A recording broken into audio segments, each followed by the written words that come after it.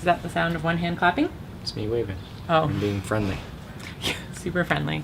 Van life is not all glamorous and sleeping in beautiful places and everything working out perfectly. There are a lot of videos and a lot of people always posting about the worst things about van life. But we wanted to take a different spin on it because even the things that are crap, you can learn to love them because that's all part of the adventure.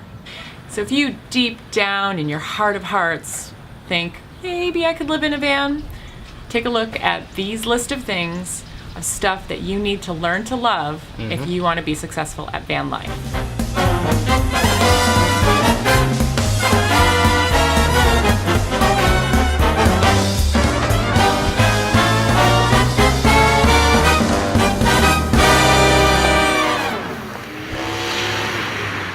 I'll do the talking, you do the titles. This is the way it works best. Okay. In no specific order. But we are saving the best one for last, so be sure to stay tuned to the end to see our favorite thing that you need to learn to love if you want to live in a van. Sharing your space. It's a small space.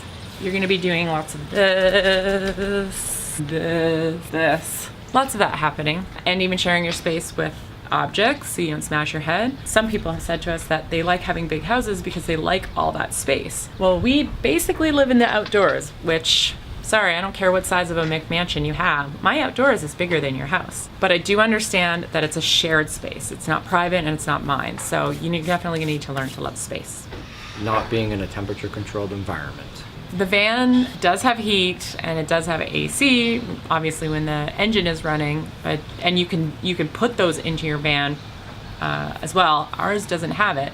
You need to be okay with it being sometimes a little too hot or a little too cold and learning different ways to train your body to be okay with that.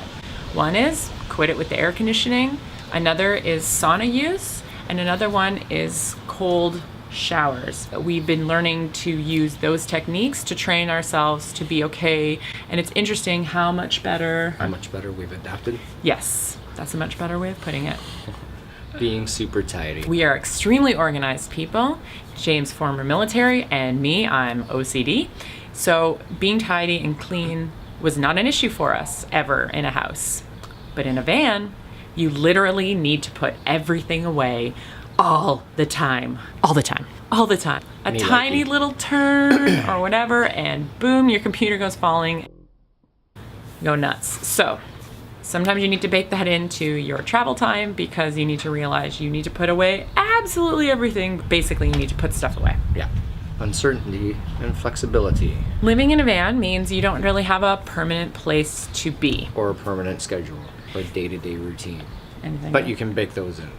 Yeah. The uncertainty comes from you can have those things and create them, but understanding that because your house literally moves everywhere, you need to be a little bit more flexible in that mindset as well. Something that might happen to you in a house, like a fridge breaking, wouldn't be a really big deal because it's a lot easier to deal with that when you have a lot of space. But in a van, you don't really have that luxury. Your fridge breaks, you are completely without a fridge, and you need to be able to figure out ways to go about that. Our fridge is broken, by the way.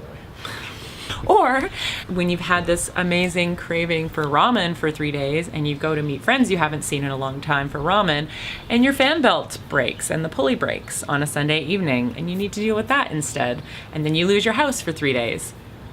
You need to be flexible. And take everything in stride. Just don't get mad. No. It's going to happen. It's going to happen. 100%. If you can think of it possibly happening, it's going to happen. Mm-hmm. Public toilets. I don't know what else to explain here.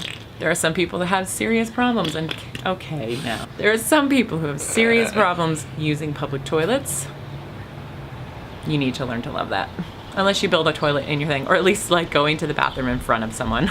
Not having TV or regular internet. We haven't had TV for a decade. Since before we were married, so almost 17, since we started living together, so 2004. Yeah, our TV is a book. Actually, our TV is right here. Your partner. Definitely need to love your partner, but more than love, you need to like them. Yeah. You need to like being around them all the time. Tolerating. No, that's the wrong word. Like. If you had a like button, I would not press it. It's not nice. It's not nice. We did talk about the whole space issue earlier on. But the other thing is scheduling.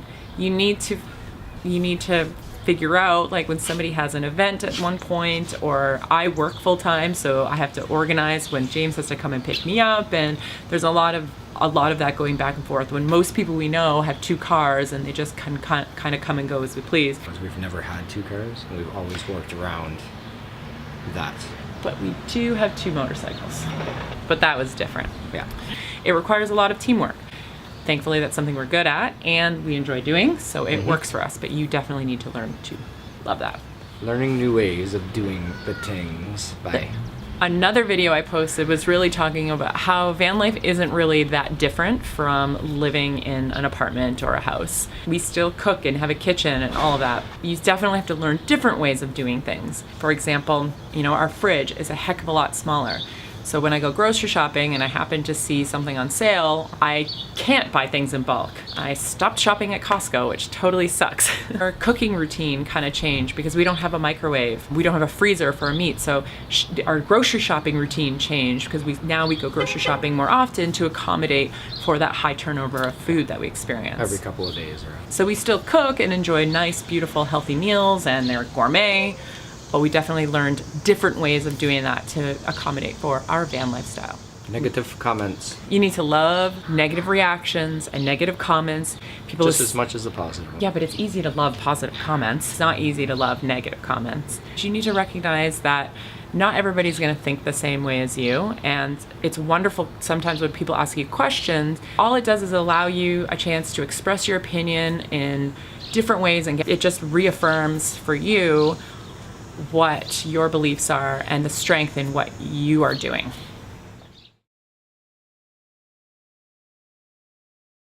Saving buttloads of money. Buttloads. You need to love saving money because you're not paying hydro or property taxes or water or mortgage or, very little maintenance you have to pay. While we do spend money on other things like the equipment, getting the actual van up and running, and all of that stuff, realistically from our day-to-day expenses have totally dropped. So if you love saving money, which we do. Now, a word of caution, because of all the money you've saved, don't go and blow it all. It's very easy not to want to cook and go out and have dinner. Yeah, but that's not saving money. That's spending money. It's very easy to do that because you've saved the money. You're like, oh, look at all extra dollars here. Look at all this extra money. Let's go for dinner. All the times. All right, friends. If you found this helpful, please like it. Subscribe. If you have questions about other stuff or other things that you would like to know about what van living is like, please let us know in the comments. And if you think there's somebody in your life who's really interested in van living and wants to know more about it, share this video with them. Yay.